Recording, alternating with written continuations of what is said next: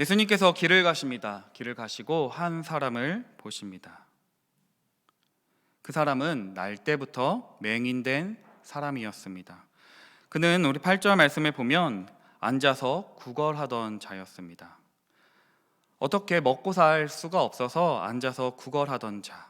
현대에서도 또 고대 문화 속에서도 맹인, 눈을 먼 사람들, 앞을 볼 수 없는 그 사람들의 삶은 경제적으로 매우 어려웠습니다. 속담 중에 몸이 1000양이면 눈이 900양이라는 말이 있을 정도로 인간의 감각 중에 이 시각이 차지하는 비율은 매우 큽니다. 지금 저도 안경을 쓰고 있는데요, 이렇게 안경을 벗으면 여러분들이 하나도 안 보입니다. 그냥 막대기가 이렇게 하나씩 서 있는 거, 알록달록한 막대기가 서 있는 것처럼 보입니다. 그런데 눈이 아예 보이지가 않습니다. 아예 시각 불능인 상태, 아무것도 볼 수 없는 그런 맹인의 삶은 어떠했을까요? 날 때부터 볼 수 없는 인생, 한 번도 이 총천연색, 우리가 보고 있는 이런 컬러, 뭐 빨간색, 노란색, 뭐 주황색, 뭐 갈색, 검정색, 이런 것들은 본 적이 없습니다. 우리는 아무리 상상해보고 아무리 뭐 잠시 눈을 감고 이렇게 뭐 체험을 한다고 해서 그가 겪는 아픔과 고통을 느낄 수는 없을 것입니다. 그래도 한번 좀 생각을 해본다면 그냥 칠흑 같은 어두움에 한 감옥에 갇힌 기분일 것입니다. 그리고 그래도 중간에 시각을 잃어서 앞을 볼 수 없는 자들은 이전에 보았던 것들을 가지고, 이전에 보았던 사람들의 얼굴을 통해서 그때 토마토는 이렇게 생겼지, 사과는 이렇게 생겼지, 자동차는 저렇게 생겼지, 뭐 이렇게 얼굴들을 그려볼 수 있었을 것입니다.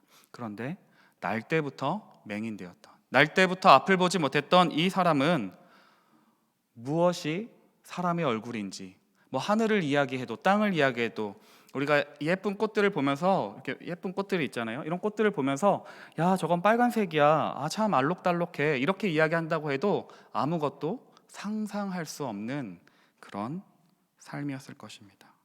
또 그 당시에 많은 사람들은 그렇게 눈이 먼 장애를 가진 사람들을 보고 분명히 누군가의 죄 때문이라고, 이 고난은 그의 죄 때문에 겪게 되는 상황이라고, 저주받은 자라고 아마 손가락질했을 것입니다. 그리고 그를 낳았던 부모도 그 자녀를 보면서 얼마나 마음이 괴로웠겠습니까? 주변 사람들의 따가운 눈초리 앞에 자신이 태어난 날을 저주하면서 나는 태어나면 안 되는 존재였나 봐, 이렇게 생각했을지도 모르겠습니다. 그의 부모도 그와 함께하지 못하고 앉아서 구걸하는 것으로 내몰았던 것 같습니다. 세상에 대한 기대도 없고 매일 똑같은 세상. 우리는 그래도 아침에 해가 떠서 이렇게 저녁에 밤이 지는 걸 보고 낮과 밤이라고 구별하지만 아무것도 보지 못하는 사람에게는 낮이건 밤이건 매일 칠흑 같은 어두운 세상뿐이었습니다. 오늘 예수님께서는 그를 만나 주셨습니다. 날 때부터 눈먼 사람을 고쳐 주셨습니다. 오늘 여러분과 저도 그 날 때부터 눈 멀었던 그 사람을 만나 주시고 고쳐 주신 그 예수님을 만나실 수 있기를 주님의 이름으로 축원합니다.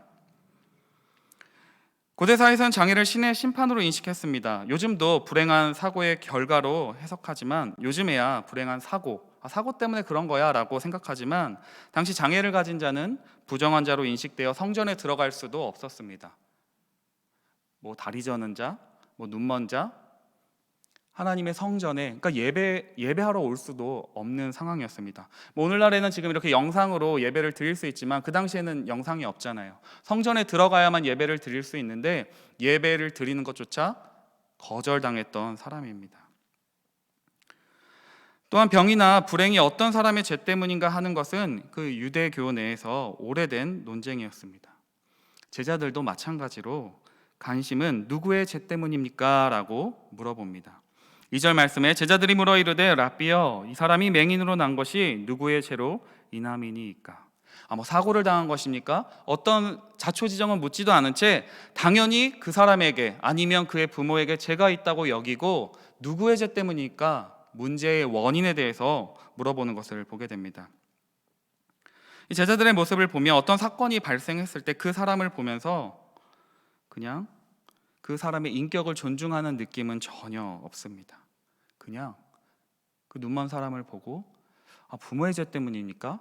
아니면 그 사람의 죄 때문입니까? 그냥 호기심의 대상이 된 것처럼 보입니다. 출애굽기 34장 7절의 말씀에 보면 이런 말씀이 있습니다. 인자를 천대까지 베풀며 악과 가실과 죄를 용서하리라. 그러나 벌을 면제하지는 아니하고 아버지의 악행을 자손 3, 4대까지 보응하리라.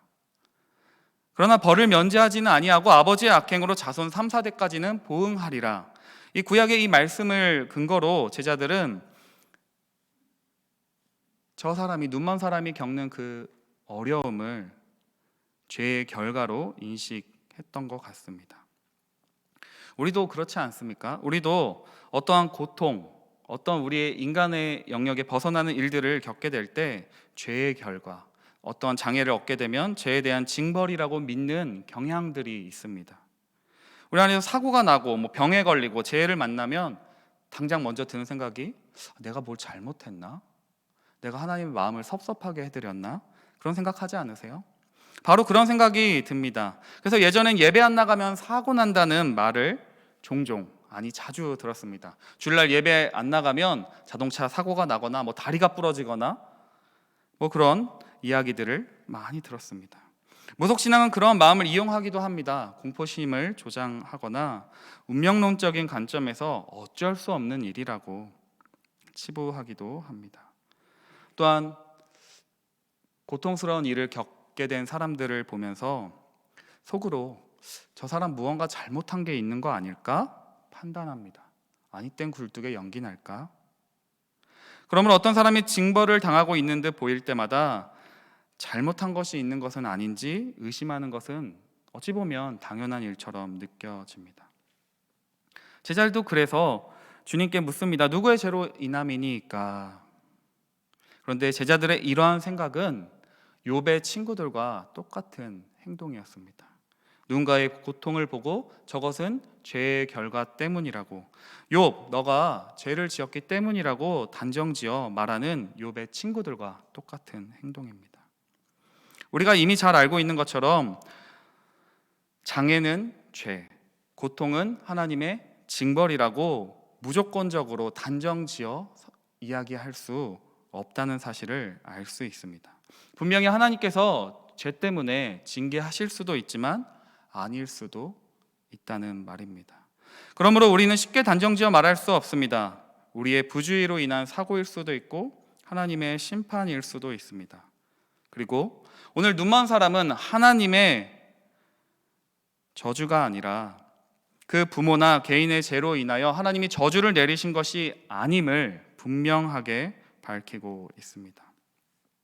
그러니 우리들의 자세도 한번 살펴보아야 하겠습니다. 누군가의 장애와 또 질병과 사고와 같은 일을 겪을 때 우리는 남의 말 하기를 굉장히 좋아합니다.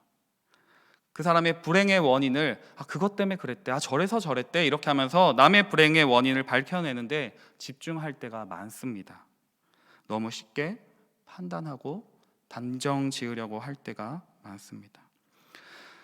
예수님의 제자들이라면 그의 고통의 원인을 파악하기 전에 저 사람의 죄 때문인지 부모의 죄 때문인지 파악하기 전에 그의 인생을 바라보며 그 앉아서 구걸하고 있는 그 불쌍한 인생을 바라보며 도울 일은 없을까? 위로해 주었다면 어떠했을까요? 우리가 해야 할 일도 누군가의 고통과 또 재난을 당할 때 판단하고 죄의 원인을 밝혀내는 것보다 고통 중에 있는 자를 위로해주고 함께해주고 기도해주는 것이 여러분과 저의 일이심을 믿으시기를 바랍니다.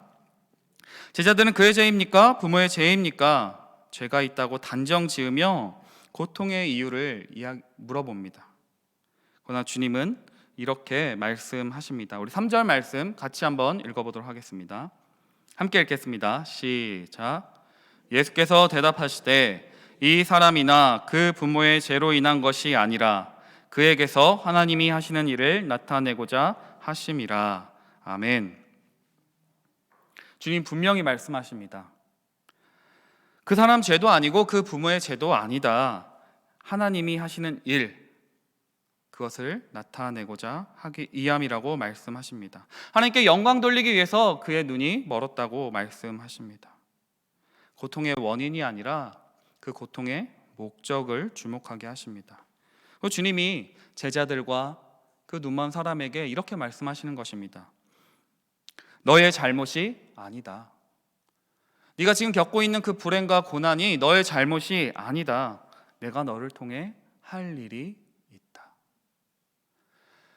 매일 매 순간 자신의 삶을 저주했던 그 눈먼 사람에게 그 주님의 말씀은 크나큰 위로와 소망이 되었을 것입니다.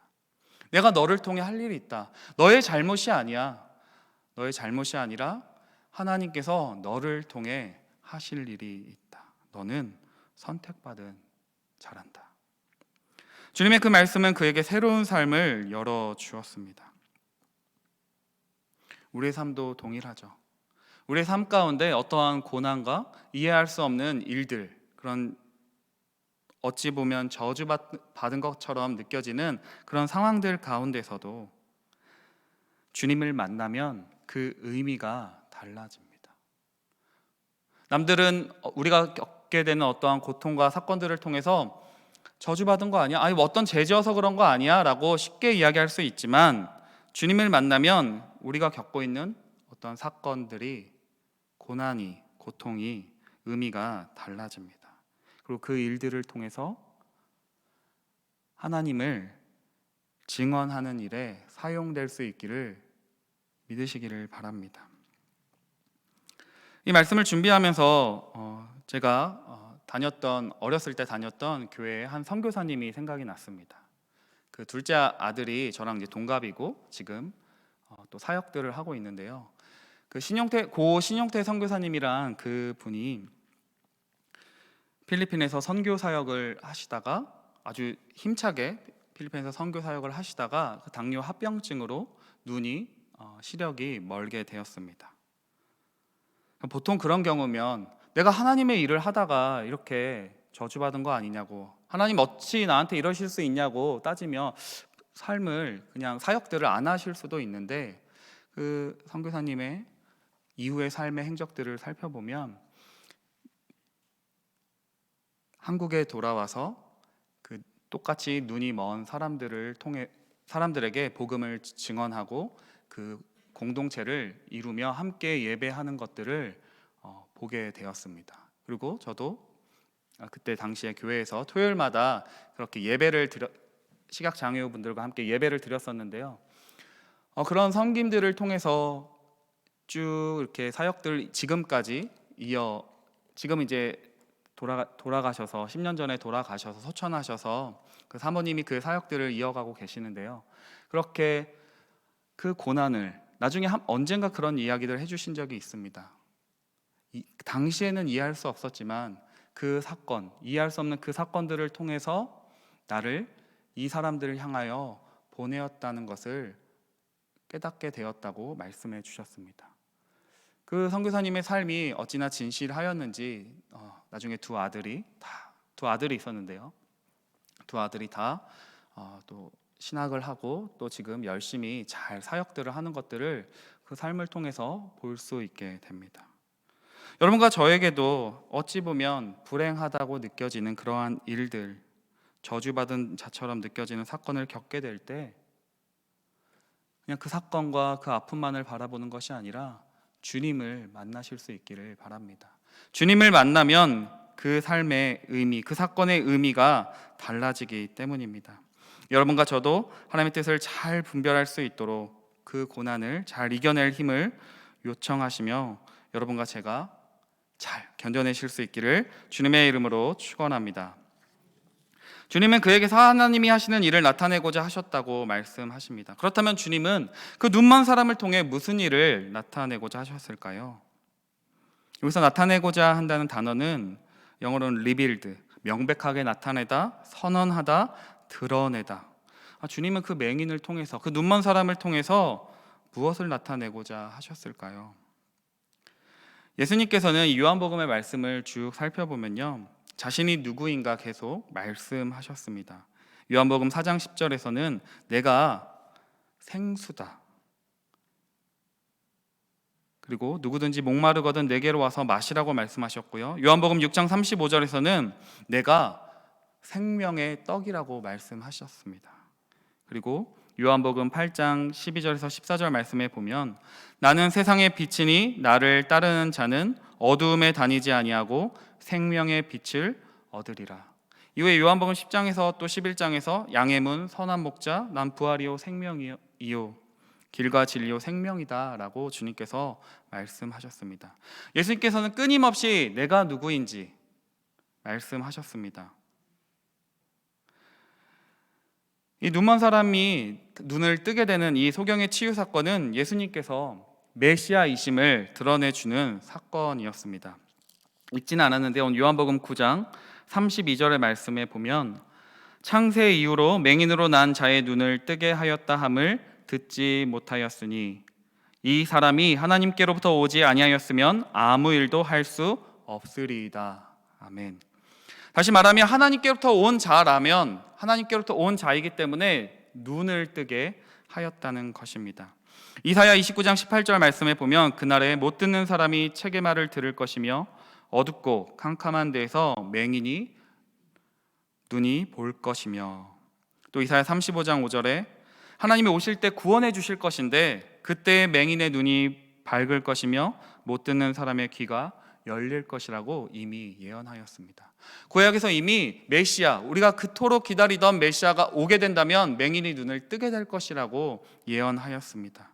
그러니 이 소경의 눈을 뜬 사건은 예수님께서 진흙을 이겨 바르시고 실로암 못에 가서 씻으라고 말씀하셔서 그 눈을 뜨게 하신 그 사건은 예수님께서 그들이 그토록 기다려오던 메시아이심을 드러내주는 사건이었습니다.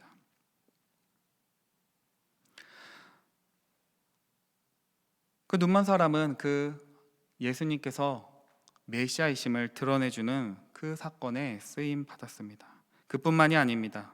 그 눈먼 자가 눈을 뜨게 되는 사건을 통해서 영적으로 어둠에 있던 자가 눈을 뜨게 되는 사건, 육신으로는 눈이 밝아서 다 볼 수 있지만 영적으로는 어두운 자들의 모습이 부각되는 것을 우리는 이후의 말씀을 통해서 살펴볼 수 있습니다. 5절 말씀에 보시면 내가 세상에 있는 동안에는 세상의 빛이로다. 그리고 위에 4절 말씀에는 때가 아직 낮음에 나를 보내신 이의 일을 우리가 하여야 하리라. 밤이 오리니 그때는 아무도 일할 수 없느니라. 지금은 낮이라는 것입니다. 예수님이 함께 있는 이 동안에는 낮이라는 것입니다. 그리고 내가 세상에 지금 있으니 내가 세상의 빛이다. 그러나 우리가 이후에 알 수 있듯이 예수님께서 십자가에서 죽으시고 올라가시면 밤이 오리니 그때는 아무도 일할 수 없다. 말씀하고 계십니다. 요한복음 1장에 보면 주님은 세례 요한을 보내셔서 빛에 대하여 증언하고 모든 사람이 자기로 말미암아 믿게 하셨습니다. 그런데 요한복음 1장에 빛이 어둠에 비치되 어둠이 깨닫지 못하더라 라고 말씀하십니다. 예수님이 이미 이 땅 가운데 오셔서 그 유대인들 가운데서 자신이 메시아임을 드러내 주시고 하나님 나라의 일들을 말씀하셔도 알지 못하는 자들이 너무 많았다는 것입니다. 오히려 눈을 뜨지 못했던, 육적으로는 눈을 아무것도 보지 못했던 그는 오히려 예수님을 만나게 되고 육신의 눈으로는 너무나도 밝아서 모든 것들을 잘 볼 수 있었던 그 사람들은 오히려 예수님이 곁에 있어도 그 곁에 계신 주님을 만나지 못했다는 사실입니다. 소경이 예수님이 메시아이심을 보게 된 것처럼 예수님께서는 그분이 우리의 구주와 주님이심을 우리가 볼 수 있게 영적인 시각을 허락하여 주셨습니다.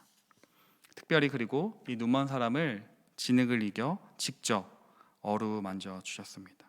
이 진흙을 이겨 이렇게 어루만져 주시는 이 이미지는 창세기에 하나님께서 우리를 만드실 때 하나님의 형상대로 만드실 때 흙으로 빚어서 만드신 일, 하나님께서 직접 하신 일을 떠올리게 하는 이미지입니다.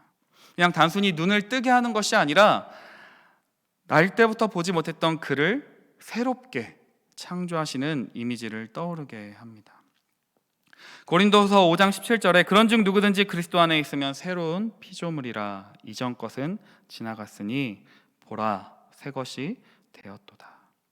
오늘 눈먼 사람이 눈을 뜨게 된 사건은 단순히 병을 치유해 주는 정도의 사건이 아니라 하나님께서 재창조하시는, 우리에게 영적으로 하나님을 알 수도 없는 우리에게 그 눈을 열어주셔서 하나님을 알게 하셨던 것처럼, 이 눈먼 사람을 통하여 내가 지금 하려는 일이 무엇인지 우리에게 분명하게 보여주고 계십니다. 그 일은 맹인의 눈을 열어주셨던 것처럼 하나님을 알지도 못했던 우리, 하나님을 알 수도 없고 볼 수도 없고 만질 수도 없었던 여러분과 저를 위하여 주님이 우리의 눈을 열어주십니다.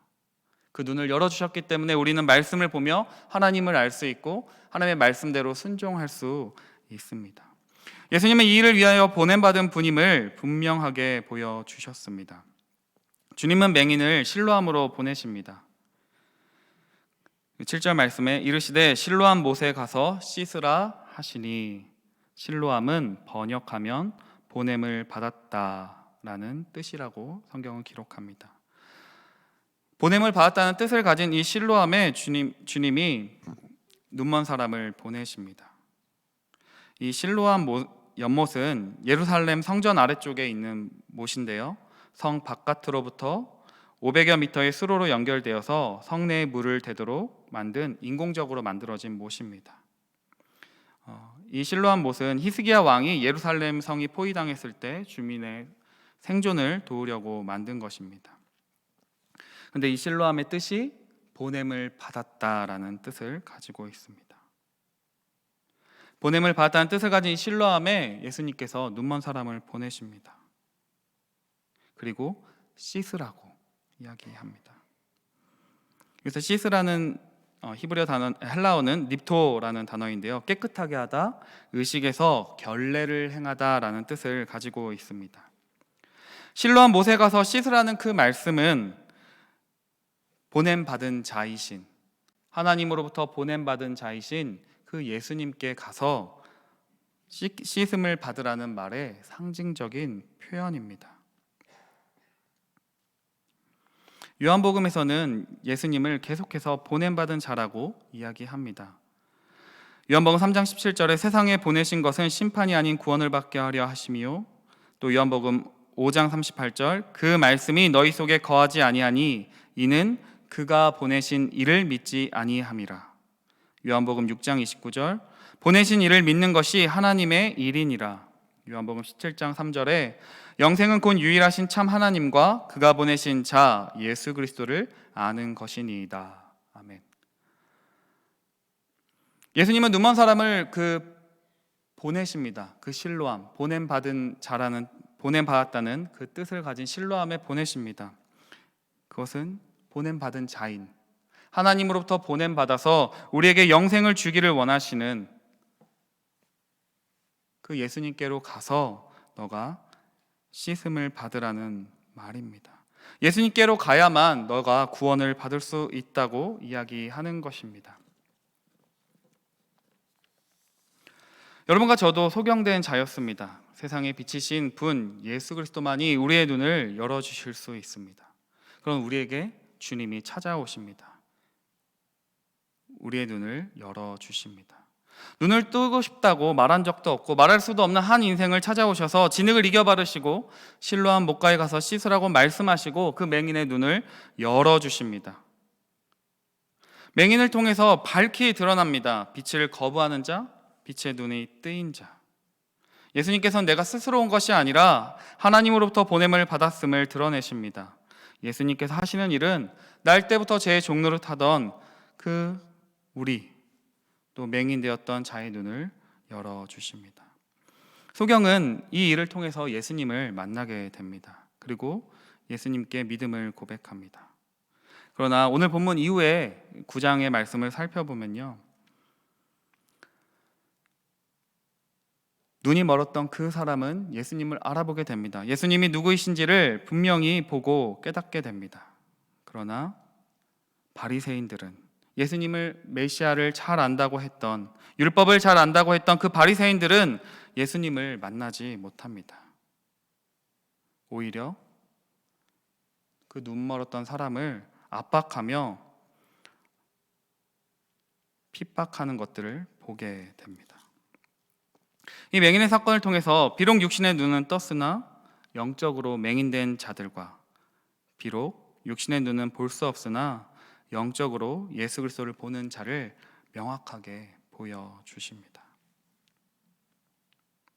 이제 맹인은 자신이 눈을 뜨게 된 것을 담담하게 증언합니다. 11절 말씀에 대답하되 예수라는 그 사람이 진흙을 이겨 내 눈에 바르고 나더러 실로암에 가서 씻으라 하기에 가서 씻었더니 보게 되었노라.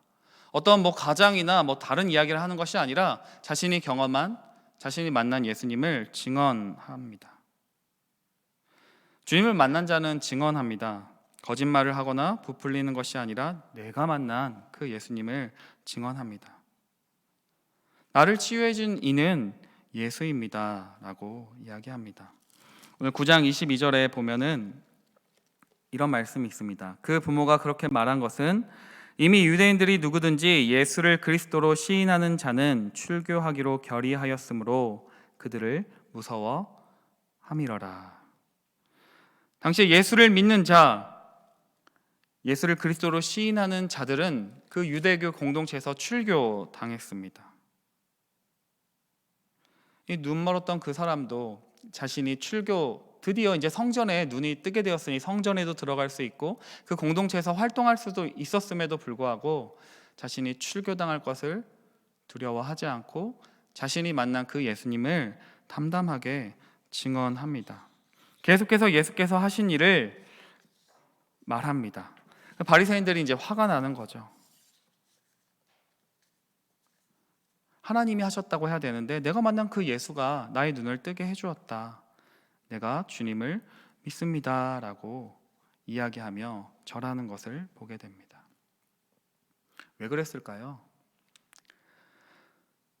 주님을 만나면 이전에 보이지 않던 것들이 보이기 때문입니다. 그 눈멀었던 그 사람은 자신이 저주받은 인생이라고 생각했지만 내가 이것 때문에 예수님을 만났구나. 내가 이 일을 통해서 예수님이 메시아이심을 드러내는 사건에 쓰임받았구나. 그리고 오늘 우리에게도 비록 육신의 눈은 감겼지만, 비록 육신의 눈은 볼 수 없지만 영적으로 볼 수 있는 자들과 또 비록 육신으로는 눈이 떠서 많은 것들을 볼 수 있지만 영적으로 어두운 자를 대조하여 우리에게 교훈을 허락해 줍니다. 그 눈먼 사람은 주님을 만나고 참 귀한 일에, 하나님의 일에 쓰임받는 축복된 인생이 되었습니다. 주님을 만나면 나와 함께 하시는 하나님이 보이게 됩니다. 우연이 아니라 하나님의 손, 하나님의 인도하심이 보입니다. 주님도 이렇게 말씀하십니다. 5절에 나를 보내신 이의 일을 우리가 하여야 하리라. 죄송합니다. 4절 말씀이죠. 나를 보내신 이의 일을 우리가 하여야 하리라. 여기서 우리는 한번 생각해 보아야 합니다. 주님께서 이렇게 이야기하십니다. 나를 보내신 이의 일을 내가 해야 하리라가 아니라 나를 보내신 이의 일을 우리가 해야 한다고 이야기하십니다. 예수님 자신과 지금 그 말을 듣고 있는 제자들이 하나님의 일을 해야 함을 강조하고 계십니다. 우리는 알고 있습니다. 예수님이 부활과 승천하신 이후에 예수의 제자들은 그가 누구이시며 그가 행하신 일에 대해서 증언하는 그리스도의 동역자가 되었습니다. 이것이 예수님을 만난 사람들이 해야 하는 일입니다. 눈이 멀었으나 예수님을 만나고 눈을 뜨게 된 그 사람은 이제 예수님을 증언합니다. 예수님이 행하신 그 일에 대해서 예수님이 메시아이심을 증언하는 그리스도의 동역자가 되었습니다.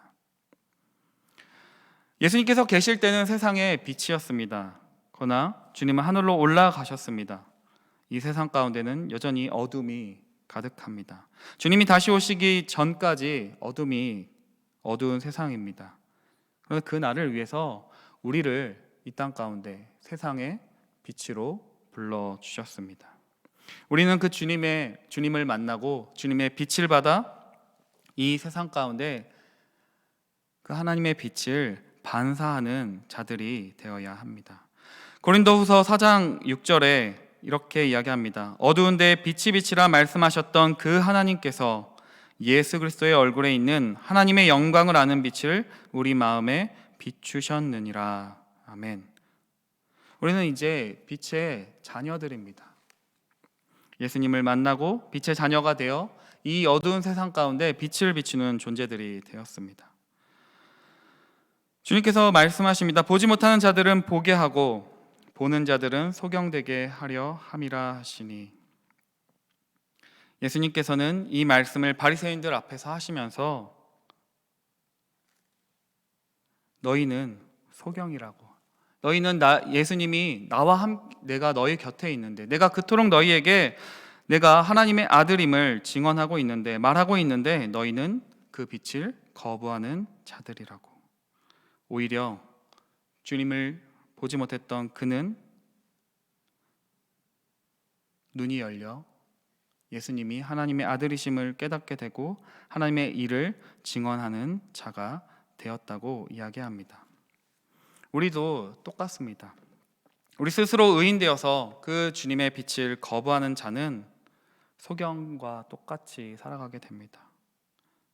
그러나 보지 못하는 자들일지라도 나에게 구주가 필요하다고 그 주님만을 바라보며 겸손히 그분께 나아오는 자들은 주님께서 보게 하실 것입니다. 그 눈먼 자는 아무것도 꿈꿀 수 없었습니다. 소망도 없었고 아무 일도 할 수 없었습니다. 그러나 예수님께서 그를 찾아와 눈을 열어주셨습니다. 그의 인생을 통해서 하나님의 영광을 드러내 주셨습니다. 눈먼 그 남자는 참된 실로암이신, 보냄받은 자이신 예수를 만나고 소망이 회복되었습니다. 그러므로 사랑하는 성도 여러분, 여러분과 저도 그 참된 실로암 대신 예수 그리스도께 가야만 합니다. 나는 오늘도 그 실로암, 그 예수를 만나러 가는 여러분과 저의 인생이 되시기를 거룩하신 주님의 이름으로 축원합니다. 기도하겠습니다. 사랑하는 주님, 우리의 삶에 찾아오셔서 주님을 볼 수 있게 허락하심에 감사합니다. 내 힘으로 하나님을 알 수도 찾을 수도 없는 존재였습니다. 그러나 우리의 눈을 열어주셔서 하나님을 알게 하여 주시고 만나게 하시고 말씀을 깨닫는 은혜 주심에 감사합니다. 우리가 날마다 주님의 뜻을 구하며 살아가는 자들 되게 하여 주시옵소서. 주의 진리를 깨닫고 내 삶 속에서 만나는 이들에게 때로는 손해를 감수해야 할지라도 주님이 누구이신지, 행하신 일이 무엇인지 증언하는 제자로 살아가게 하여 주시옵소서. 빛 대신 주님처럼 나도 오늘 하루 이 어두운 세상 속에서 한 줄기 빛과 같은 존재로 살게 하여 주시옵소서. 바라옵기는 여전히 주님을 알지 못하는 자들, 영적으로 맹인과 같이 살아가는 가족, 이웃들에게도 주님을 만날 수 있는 은혜를 허락하여 주시옵소서. 우리의 유일한 소망 되시는 예수님의 이름으로 기도합니다. 아멘.